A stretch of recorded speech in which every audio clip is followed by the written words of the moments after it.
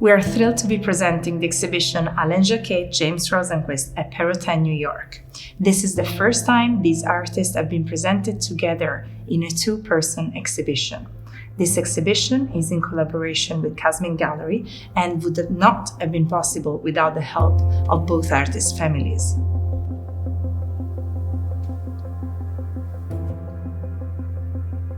Alain Jacquet and James Rosenquist are very important artists associated with the pop art movement. They met in 1964. In the same year, Alain Jacquet moved to New York, and in the 1980s, they became neighbors.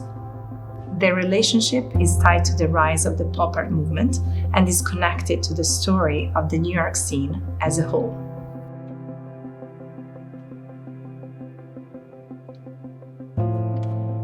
Alexander Jolas was very important for Alain and for a lot of other artists. Jolas showed his work in 1964, and at which point a lot of those camouflage paintings that Alain made it into some major museums in America. So that was pivotal for Alain. That's really what got him started in his career.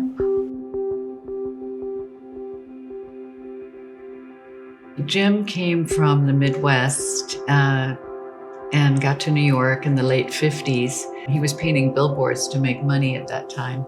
And he immediately met a lot of different artists because so many artists were teaching in New York, and it just kind of snowballed, really.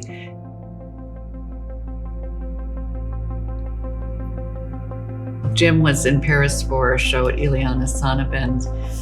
Alain was one of his favorite people that he met on that trip, and he and Alain struck up a friendship right there, so in 1964. I think they both were so happy in their ways of working. And I mean, I think Alain's first were silk screens. That was in using that kind of printmaking, which, you know, Warhol did too. And but then Alain took it further with all the computer techniques that he was able to use.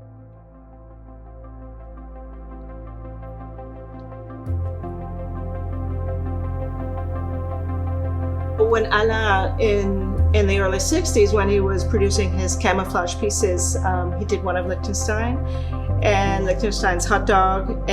But the thing is, Liechtenstein worked with Ben-Day dots, which were a common printing technique that all newspapers and comic books used at the time, which were literally billions of little dots, different colors to create halftones in color. And when you zero in on it, it looks very abstract, like what Alain did.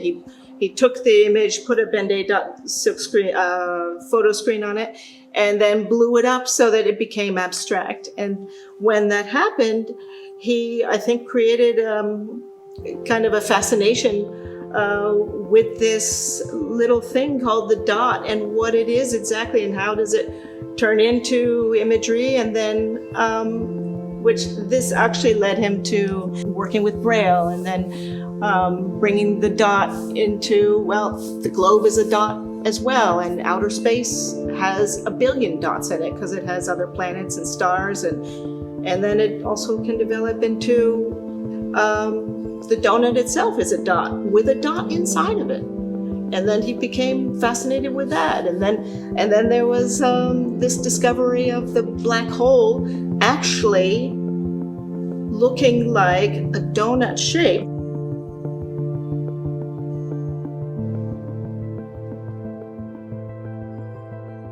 I think they both obviously were drawn to the galaxy and the future, where our place was in the galaxy in terms of discovery and what else is there out there. So Alain was very interested in planets, galaxies, shapes, stars, life. And Jim as well. So that could really go on forever.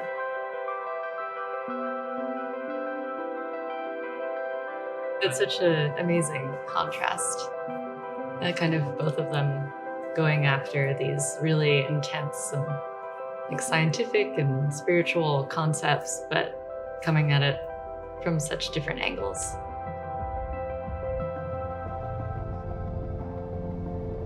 And it's just so interesting that, both in the 90s when they were really doing this deep exploration on outer space, that they decided to do different techniques to get to kind of a very similar space. Yeah. So where Alain started working with computer engineers and robotic arms that would paint the paintings, James stuck to, the hand painting traditional. And really, when you see both of the paintings together from afar, you could say they're so similar that you don't really see the different techniques. And then once you really step up close to the painting, that's when you really kind of start to see the differences.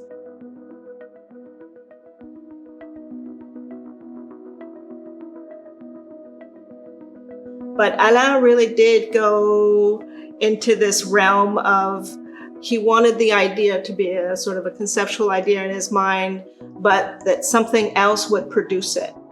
So he would always describe his space paintings as being painted by robots. So all of the images that he used were actual images from NASA and outer space. And so, for example, one painting that is in the exhibition, Mars and Venus, is actually the planets Mars and Venus from NASA images wrapped around hot dogs and donuts. And so back in the time, in the 90s, it would take the computer up to 3 days to wrap one image around the shape of a donut or around the shape of a hot dog.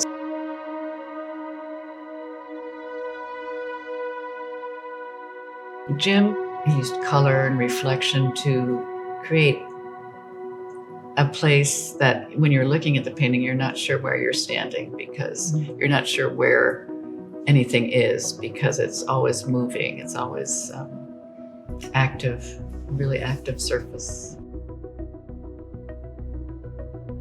His paintings are really multi-layered, and the consumer objects that he paints and is fond of using, he was really commenting from the start about the military-industrial complex and how the consumer kind of gets sucked into this advertising frenzy and, is kind of shown the way to buy certain things and how our lives are controlled by, both the government and the capitalist society.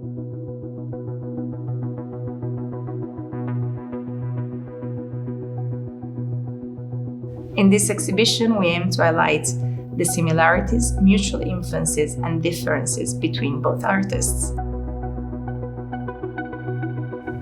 Both were drawn to pop imagery and the exploration of new techniques. While both artists were drawn to similar motifs, James Rosenquist strikes us to be a manual experimenter, almost an engineer of image making.